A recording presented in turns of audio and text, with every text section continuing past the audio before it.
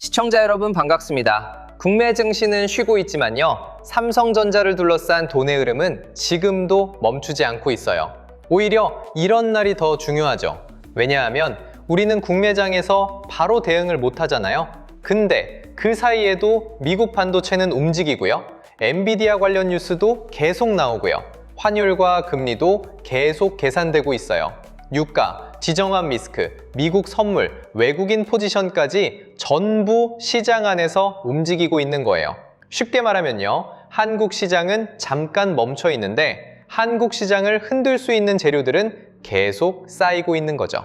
그래서 오늘은 그냥 장이 쉬니까 쉬어가자는 이야기가 아니에요. 장이 다시 열렸을 때 삼성전자를 어떻게 봐야 하는지, 그리고 많은 분들이 궁금해하시는 30만 원 돌파와 신고점 가능성을 어떤 기준으로 봐야 하는지, 이걸 하나씩 쉽게 풀어보려고 해요.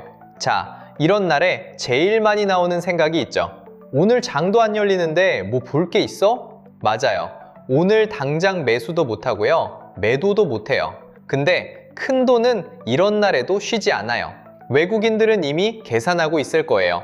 미국 반도체 분위기가 어떤지, 엔비디아 이후 AI 수요 기대감이 계속 살아있는지, 달러가 강해지는지, 미국 국채 금리가 다시 튀는지, 유가랑 지정학 리스크가 다시 불안해지는지, 그리고 한국 시장이 다시 열렸을 때 삼성전자와 반도체를 다시 담을 이유가 충분한지, 이걸 계속 보고 있는 거예요. 그러니까 우리도 장 안 열린다고 그냥 손 놓고 있으면 안 돼요. 장이 다시 열렸을 때 어디를 먼저 봐야 할지 기준을 세워둬야 되는 거죠. 지금 겉으로 보이는 분위기는 나쁘지 않아요. 삼성전자 노사 리스크는 총파업 직전에서 극적으로 정리되는 분위기로 넘어갔고요. 엔비디아 실적은 AI 수요가 아직 강하다는 신호를 줬어요. 금리도 앞선 공포보다는 조금 숨을 고르는 모습이고요. 유가와 지정학 리스크도 최악의 불안에서는 살짝 벗어난 듯한 흐름이 나왔어요.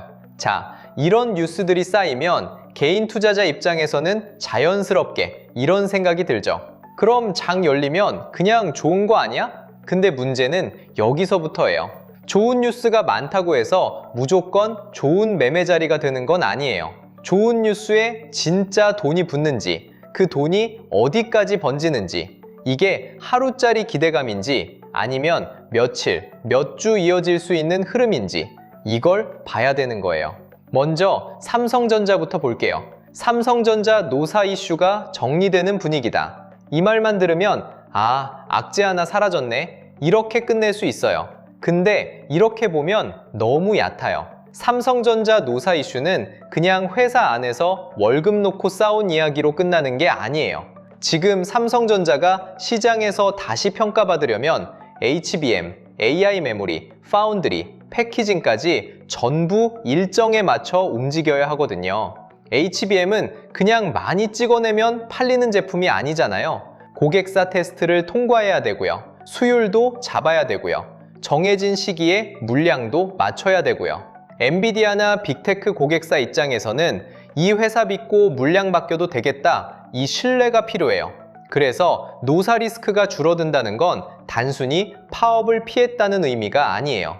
쉽게 말하면요, 삼성전자가 AI 반도체 골든타임에서 내부 불확실성을 줄였다는 뜻에 가까워요. 큰 돈은 바로 이걸 봐요. 삼성전자가 HBM 공급 일정 지킬 수 있나? 핵심 인력 흔들림 없이 버틸 수 있나? 고객사 신뢰를 다시 회복할 수 있나? 외국인이 한국 반도체를 다시 담을 명분이 생기나? 이걸 보는 거예요. 개인은 뉴스 제목 보고 호재다, 악재다 이렇게 나누는데요. 큰 돈은 그 뉴스가 실제 생산 안정성과 실적 신뢰로 이어지는지를 봐요. 이 차이가 나중에 계좌 차이로 이어지는 거예요. 여기서 엔비디아도 같이 봐야 돼요. 엔비디아 실적은 좋았어요. 매출도 좋고 이익도 좋고 데이터 센터 수요도 여전히 강했어요. 근데 이제 시장은 엔비디아가 실적 좋게 냈다는 것만으로 무조건 박수치지 않아요. 왜냐하면 엔비디아는 이미 너무 잘하는 회사가 됐거든요. 예전에는 엔비디아가 실적 잘 내면 역시 엔비디아다 하고 바로 환호했어요. 근데 지금은 시장이 이렇게 물어요. 실적 좋은 건 알겠어. 블랙웰 잘 팔리는 것도 알겠어. 근데 그 다음은 뭐야? 이 질문이 나오는 거예요. 이게 진짜 중요해요. 왜냐하면 엔비디아의 다음 이야기가 삼성전자와 한국반도체의 다음 이야기로 이어지기 때문이에요. 엔비디아가 블랙웰을 AI 데이터 센터의 새로운 표준으로 밀고 있잖아요. 그리고 다음 세대 플랫폼인 누빈 이야기도 계속 나오고 있어요. AI 네오클라우드, 국가 AI 인프라, 산업용 AI, 휴머노이드, 자율주행 이런 시장을 계속 넓히려고 하고 있어요. 자, 여기서 중요한 게 뭐냐면요. AI 시장이 커질수록 GPU 하나만 필요한 게 아니라는 거예요. GPU 옆에는 HBM이 필요하고요. 서버에는 고성능 D램이 들어가고요. 데이터 센터에는 SSD가 필요하고요. 첨단 패키징, 전력 인프라, 냉각, 네트워크 장비까지 전부 같이 필요해요. 그러니까 엔비디아의 다음 성장 스토리는 삼성전자 입장에서는 AI 인프라 전체 수요가 더 커질 수 있다는 신호가 되는 거예요. 여기서 삼성전자를 그냥 메모리 경기 반등주로만 보면 안 돼요. 예전에는 삼성전자를 볼 때 D램 가격 오르냐, 낸드 가격 오르냐, 스마트폰 얼마나 팔리냐, 파운드리 적자 줄어드냐 이렇게 따로따로 봤어요. 근데 지금은 시장이 조금 다르게 보고 있어요. 삼성전자가 AI 인프라 안에서 계속 필요한 회사가 될 수 있느냐? 이 질문을 하기 시작한 거예요. 이게 완전히 다른 질문이에요. D램 가격 오르면 좋은 회사, 이 정도로 끝나면 그냥 사이클 종목이에요. 근데 AI 데이터 센터가 커질수록 계속 필요한 회사로 보이기 시작하면요. 그때는 이야기가 달라져요. 한번 좋아지고 끝나는 장사가 아니라 몇 년 동안 돈이 붙을 수 있는 장사로 보이기 시작하는 거예요. 그럼 여기서 HBM만 보면 되냐? 그것도 아니에요. HBM은 중요하죠. 근데 HBM 하나만 보고 삼성전자를 판단하면 또 반쪽짜리예요. AI 반도체는 이제 칩 하나만 잘 만드는 싸움이 아니거든요. 메모리와 로직을 어떻게 묶느냐, 데이터 이동을 얼마나 줄이느냐, 전력 소모를 얼마나 낮추느냐, 고객사가 원하는 구조를 얼마나 빠르게 맞춰주느냐, 이 싸움으로 가고 있어요. 여기서 파운드리와 첨단 패키징이 같이 중요해져요. TSMC는 파운드리에서 강하고요. 인텔은 미국 정부 지원이라는 정치적 카드를 들고 있고요. 삼성전자는 메모리, 파운드리, 패키징을 동시에 갖고 있어요. 이 조합이 실제로 힘을 내면 시장은 삼성전자를 다시 다르게 볼 수 있어요. 자, 여기까지 들으면 가장 궁금한 게 이거잖아요. 그래서 삼성전자 30만 원 다시 뚫을 수 있냐? 신고점 갈 수 있냐? 이 질문일 거예요. 근데 이걸 그냥 간다, 못 간다 이렇게 말하면 너무 얕아요. 30만 원은 단순한 숫자가 아니에요. 개인 투자자에게는 심리적인 목표가고요. 기관에게는 차익 실현을 고민하는 자리이고요. 외국인에게는 이 가격에서도 한국 반도체를 더 담을 이유가 있느냐를 다시 계산하는 자리예요. 쉽게 말하면요. 30만 원은 개인들은 흥분하는 자리인데 큰 돈은 오히려 계산기를 두드리는 자리라는 거죠.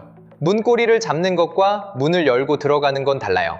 30만 원을 잠깐 터치하는 것과 30만 원 위에서 시장이 인정해주는 건 완전히 다른 이야기예요. 삼성전자가 30만 원을 뚫고 그 위에서 제대로 버티려면 조건이 필요해요. 첫 번째는 HBM 신뢰 회복이에요. 엔비디아와 빅테크 고객사들이 삼성전자를 다시 중요한 공급자로 봐야 돼요. 삼성전자도 HBM에서 다시 올라온다. 이 신호가 시장에 박혀야 돼요. 두 번째는 외국인 수급이에요. 개인들끼리만 30만 원을 밀어올리는 건 힘이 약해요.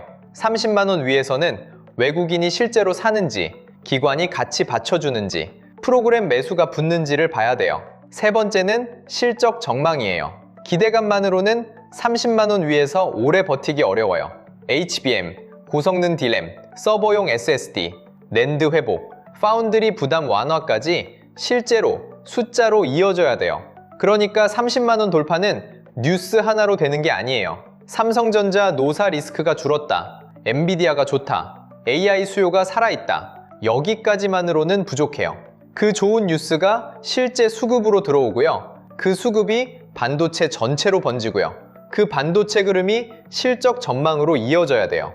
이 세 개가 같이 맞아야 30만 원 위에서 진짜 힘이 생겨요. 그때는 시장이 삼성전자를 단순 메모리 반등주가 아니라 AI 인프라 핵심주로 다시 보기 시작할 수 있어요. 이 차이가 커요. 그냥 좋은 뉴스 나왔네가 아니라 이 회사 돈 버는 구조가 진짜 바뀌는 거 아니야? 이 질문이 나와야 한다는 거예요. 반대로 조심해야 할 그림도 있어요. 장 다시 열리고 나서 기대감으로 30만 원 근처를 두드리는데 외국인이 따라오지 않아요. 기관도 받쳐주지 않아요. 반도체 주변주가 같이 움직이지 않아요. 환율은 불안하고요. 금리는 다시 위로 튀어요. 그러면 그 자리는 돌파가 아니라 단기 차익 실현 구간이 될 수 있어요. 쉽게 말하면요. 30만 원은 와, 드디어 왔다 하고 흥분하는 자리이기도 하지만요. 큰돈 입장에서는 여기서 더 사도 되나 하고 다시 계산하는 자리이기도 해요. 그 계산에서 통과해야 진짜 다음 구간이 열리는 거예요. 그러니까 우리가 봐야 되는 건 30만 원이라는 숫자 하나가 아니라 그 위에서 누가 사는지, 그 돈이 어디까지 번지는지예요. 삼성전자만 보면 끝난다고 생각하시면 안 돼요. 삼성전자는 출발점의 수는 있어도 끝점은 아니에요. 큰 돈은 보통 가장 유동성이 큰 대장주에서 먼저 방향을 확인해요. 삼성전자가 움직이면 그 다음에는 바로 질문이 나와요. 그럼 HBM 밸류체인은? 그럼 전공정 장비는? 그럼 후공정 패키징은? 그럼 소재는? 그럼 전력 인프라는? 그럼 데이터 센터 관련주는? 이렇게 돈이 번지는 길을 보는 거예요. 이게 순환매예요. 그냥 종목들이 돌아가면서 오르는 게 아니라 돈이 명분을 따라 이동하는 과정이에요.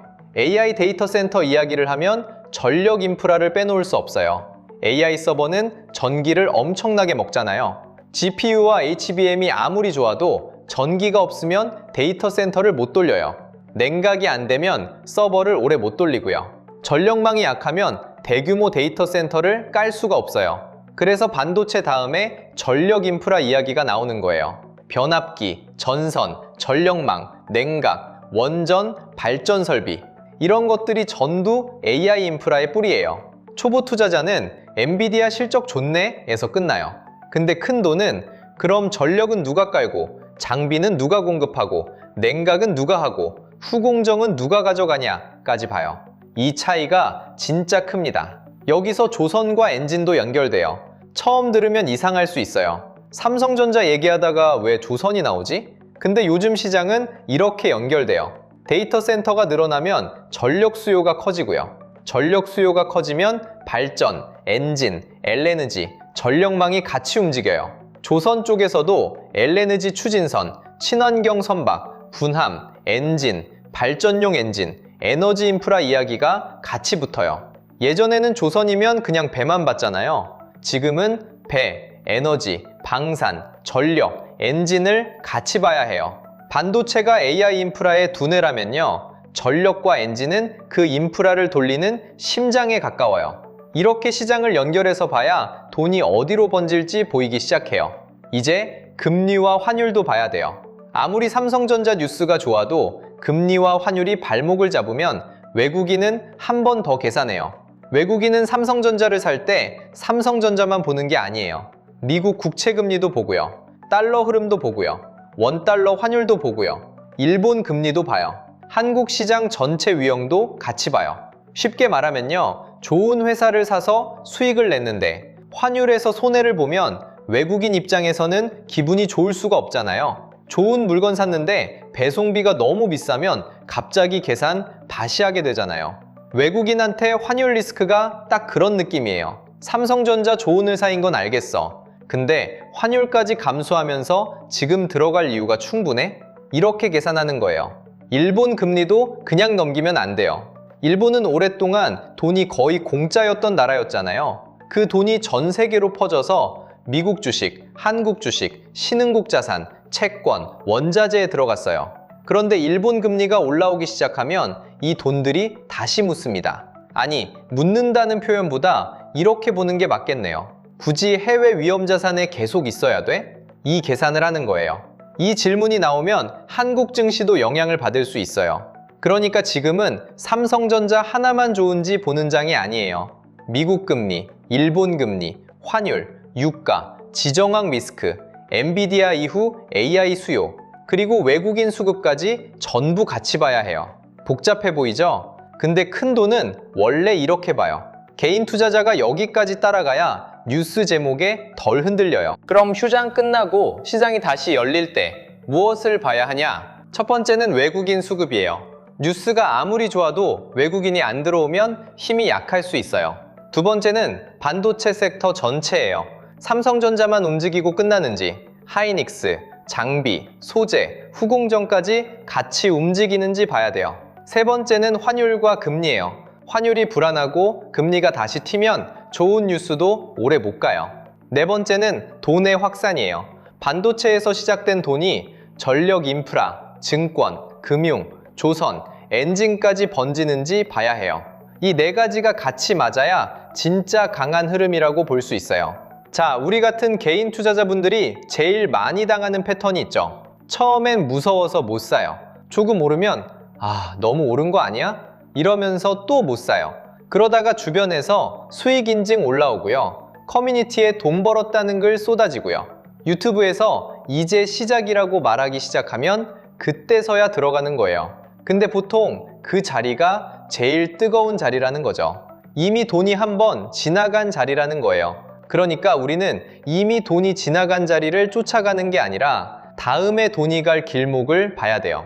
지금 시장은 아무 종목이나 막 올리는 장이 아니에요. 삼성전자와 반도체가 먼저 움직였고요.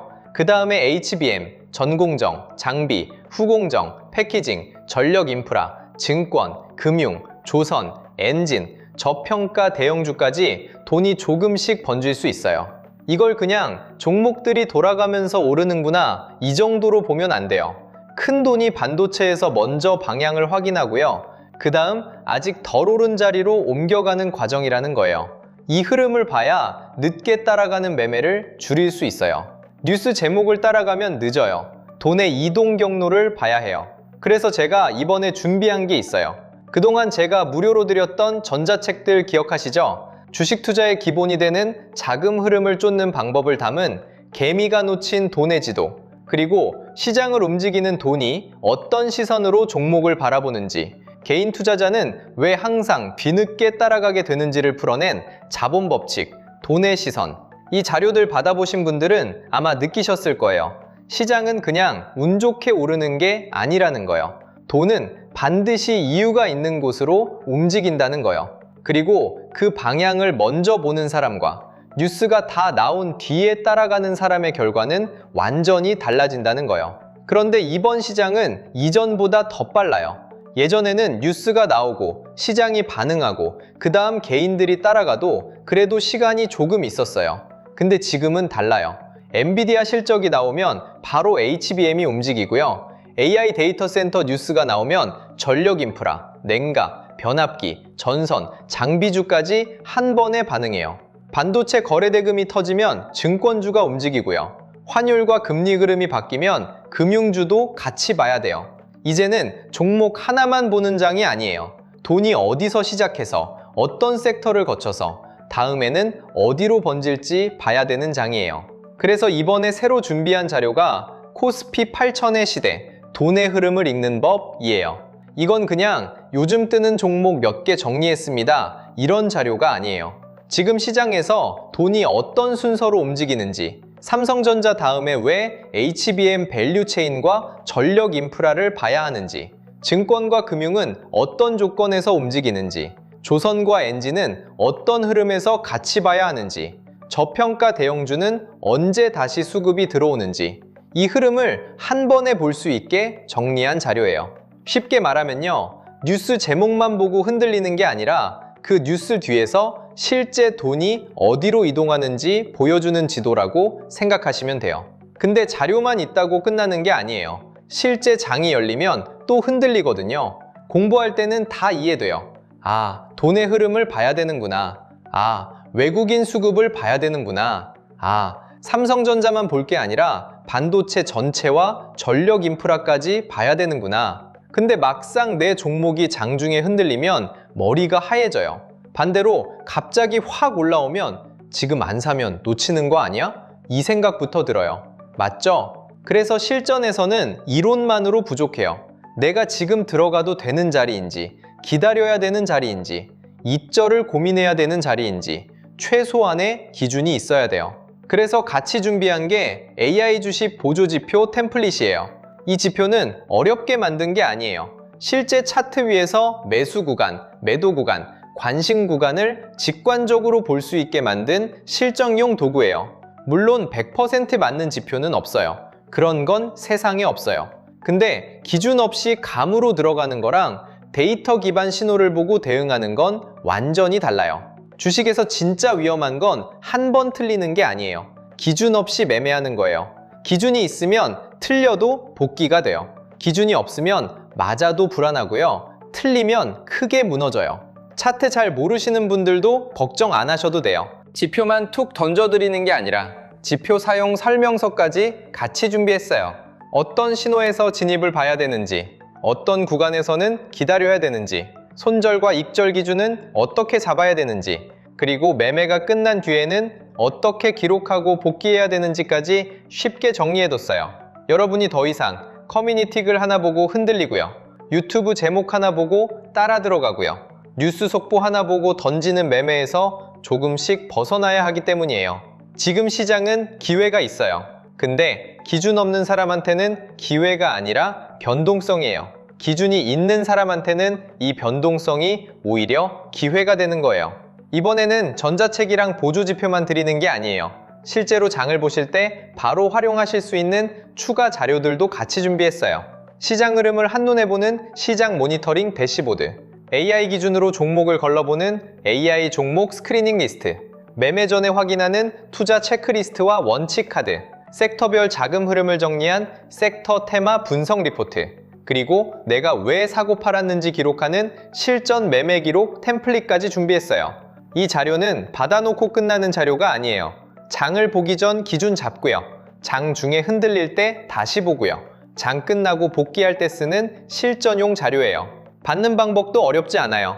영상 아래 구독과 좋아요 눌러주시고요. 댓글창에 구독 완료라고 남겨주세요. 그리고 영상 하단 설명란 링크로 신청해 주시면 돼요. 신청만 해주시면 자료 받아보실 수 있게 바로 안내 드릴게요. 사칭이나 유료 리딩방 유도는 꼭 조심하시고요. 남들이 돈 버는 거 부러워만 하는 건 오늘까지만 하셔야 돼요. 지금 중요한 건 오늘 오른 종목이 아니에요. 다음에 돈이 이동할 길목이에요. 뉴스 제목은 누구나 봐요. 근데 돈이 어디서 시작해서 어디로 번지는지는 준비된 사람만 봐요. 삼성전자가 30만 원을 뚫느냐 못 뚫느냐보다 그 가격 위에서 누가 사는지, 그 돈이 어디까지 번지는지를 봐야 돼요. 30만 원이라는 숫자에 흥분하는 게 아니라 그 숫자를 넘겨도 버틸 수 있는 돈이 붙는지 봐야 되는 거예요. 그게 진짜 흐름이에요.